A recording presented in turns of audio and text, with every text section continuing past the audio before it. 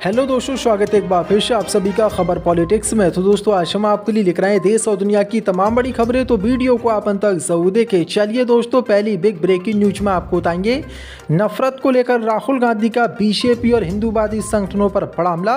कहा खून खराबा केवल बीजेपी और उसका इकोसिस्टम चाहता है जो नफरत के तवे पर हिंसा की रोटी सेकने के हर मौके का उठाता है फायदा। भाई दोस्तों, अगली खबर में आपको बताएंगे असम विधानसभा चुनाव को लेकर बीजेपी ने 88 उम्मीदवारों की दूसरी लिस्ट की जारी। सीएम हेमंत बिस्व शर्मा जालूकबारी सीट से 7वीं बार लड़ेंगे चुनाव। वहीं दोस्तों, आपको बताएंगे अखिलेश यादव का बीजेपी पर हमला। कहा युवाओं के भविष्य से खिलवाड़ कर रही है बीजेपी, देश को अंधेरे की तरफ ले जा रही है भाजपा। वहीं दोस्तों, आपको बताएंगे ईरान के सुप्रीम लीडर मोज्तबा खामनेई ने अमेरिका और इजराइल को दी धमकी। कहा लारिजानी की हत्या का बदला लेंगे, खून का हिसाब इजराइल और अमेरिका को चुकाना होगा। वहीं दोस्तों, आपको बताएंगे ईद से राम नबी तक ना बिगड़े माहौल, दिल्ली हाई कोर्ट ने उत्तम नगर में दिए सुरक्षा बढ़ाने के निर्देश। वहीं दोस्तों, अगली खबर में आपको बताएंगे युद्ध से अचानक बाहर निकल जाएगा अमेरिका, 48 घंटे में 3 जंगी जहाजों को ईरान से किया दूर, इजराइल के लिए तगड़ा झटका। वहीं दोस्तों, आपको बताएंगे पश्चिम बंगाल में हुमायूं कबीर का बड़ा ऐलान, 182 सीटों पर लड़ेंगे चुनाव, ममता को सीधी चुनौती। तो दोस्तों, सभी खबरों को एक एक क्रम आपको विस्तार से बताने वाले हैं। वीडियो को दिल से लाइक कर चैनल को सब्सक्राइब जरूर कर लें। इसी के साथ दोस्तों, पहली बड़ी खबर कल के शामिल नफरत को लेकर राहुल गांधी का बीजेपी पर बड़ा हमला। खून खराबा केवल बीजेपी और उसका इकोसिस्टम चाहता है। दरअसल आपको बता दें, ईद से ठीक पहले पश्चिमी दिल्ली के उत्तम नगर इलाके में लगे मुसलमानों के खिलाफ नफरती पोस्टरों पर सियासी सरगर्मी बढ़ने लगी है। इलाके में कुछ दिन पहले हुई हिंसक झड़प में 26 वर्षीय एक हिंदू युवक की मौत हो गई थी, जिसके बाद से इलाके में लगातार हिंदूवादी संगठन पहुंचकर मुसलमानों को ईद के दिन खून से होली खेलने की धमकी दे रहे हैं। अब इसको लेकर लोकसभा में नेता प्रतिपक्ष राहुल गांधी ने भाजपा पर बड़ा हमला बोला है। उन्होंने कहा कि खून खराबा केवल बीजेपी और उसका इकोसिस्टम चाहता है जो नफरत के तवे पर हिंसा की रोटी सेकने के हर मौके का फायदा उठाता है। राहुल गांधी ने कहा कि उत्तम नगर के लोगों ने हिंसा की भारी कीमत चुकाई है और एक तरफ एक जवान लड़के तरुण की जान चली गई, दूसरी तरफ एक पूरा परिवार उत्पीड़न का सामना कर रहा है। उन्हें और खून खराबा नहीं चाहिए, खून खराबा केवल बीजेपी और उसका इकोसिस्टम चाहता है जो नफरत के तवे पर हिंसा की रोटी सेकने के हर मौके का फायदा उठाता है। राहुल गांधी ने कहा कि वो चाहती कि देश हिंदू मुसलमान में उलझा रहे ताकि लोग ये ना पूछ सके कि आखिर प्रधानमंत्री मोदी देश की रक्षा, ऊर्जा सुरक्षा, खाद्य सुरक्षा और सामरिक साप्रभुता को अमेरिका के हवाले करने पर क्यों मजबूर हैं। इसलिए दिन दहाड़े देश की राजधानी में फिर से दंगों जैसे हालात खड़े किए जा रहे हैं। दिल्ली वासियों से अनुरोध है कि किसी बहकावे में ना आएं।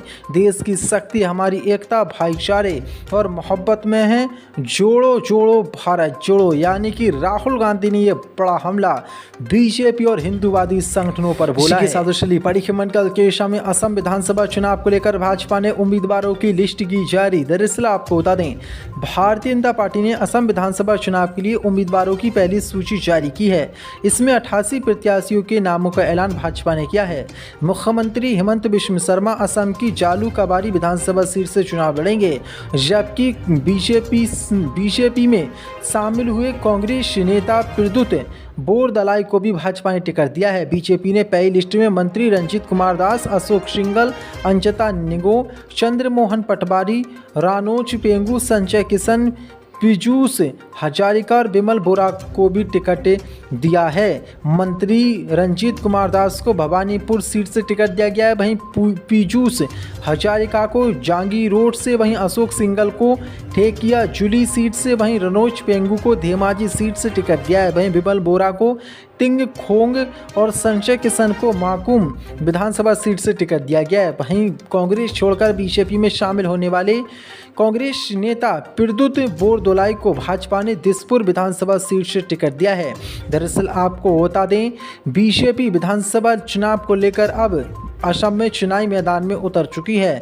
असम में इसी साल विधानसभा के लिए इसी महीने यानी कि अगले महीने अप्रैल में असम में वोटिंग होने वाली है, जिसके नतीजे 4 मई को आने, लेकिन बीजेपी ने अपने चुनाव को लेकर 88 उम्मीदवारों की ये लिस्ट जारी कर दी है। साथ चलिए बड़ी खबर का लोकेशन अखिलेश यादव का भाजपा पर हमला, कहा युवाओं के भविष्य से खिलवाड़ कर रही है बीजेपी, देश को अंधेरी की तरफ ले जा रही है। दरअसल आपको बता दें, समाजवादी पार्टी के राष्ट्रीय अध्यक्ष अखिलेश यादव ने भाजपा पर गंभीर आरोप लगाया है। अखिलेश यादव ने कहा कि बीजेपी युवाओं के भविष्य के साथ खिलवाड़ कर रही है और नौजवानों को रोजगार के अवसर उपलब्ध कराने में विफल रही है।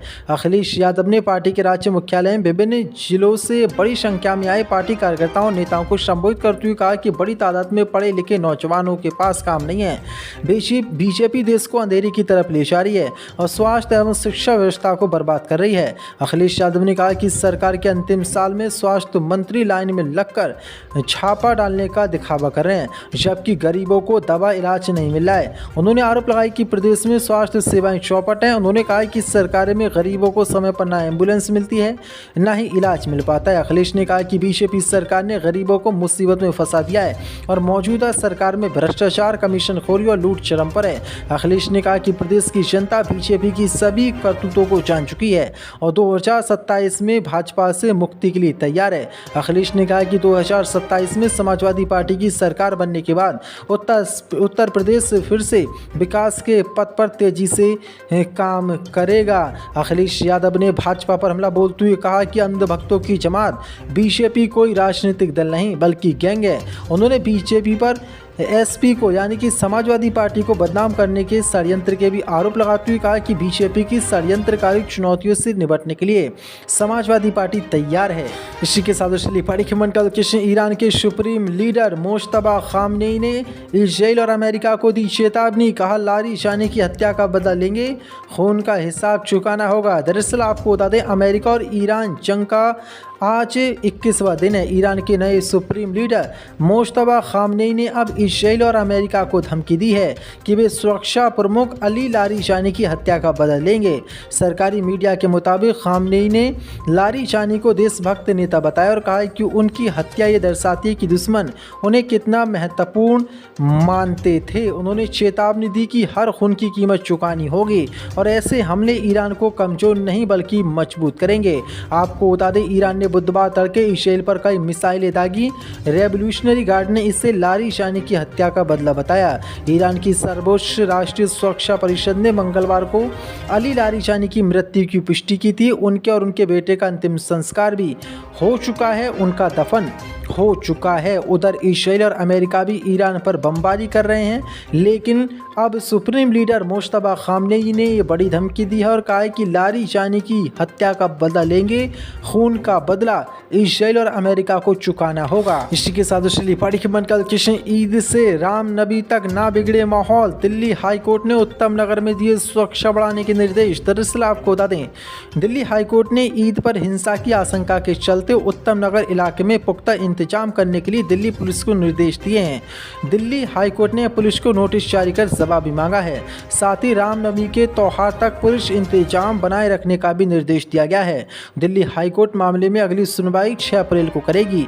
बता दें कि होली के दिन उत्तम नगर इलाके में रंग लगाने के बाद और जो विवाद वहां पर हुआ था, मुस्लिम महिलाओं को छेड़ने के बाद तरुण नाम के एक हिंदू शख्स की हत्या हो गई थी। तरुण की हत्या के बाद इलाके में तनाव काफ़ी बढ़ गया और दावा किया गया कि कुछ हिंदूवादी संगठनों ने ईद पर खून की होली खेलने का दावा किया है। हिंसा की संभावना को देखते हुए दिल्ली हाई कोर्ट में याचिका दाखिल की गई थी, जिस पर सुनवाई करते हुए कोर्ट ने दिल्ली पुलिस को निर्देश दिए हैं। दिल्ली हाई कोर्ट ने दिल्ली पुलिस को ये सुनिश्चित करने को कहा है कि उत्तम नगर में ईद के मौके पर माहौल ना बिगड़े। कोर्ट ने कहा कि पुलिस सुरक्षा व्यवस्था पुख्ता करने समेत तमाम एहतियात कदम उठाए जाएं ताकि ईद का त्यौहार शांतिपूर्ण मनाया जा सके।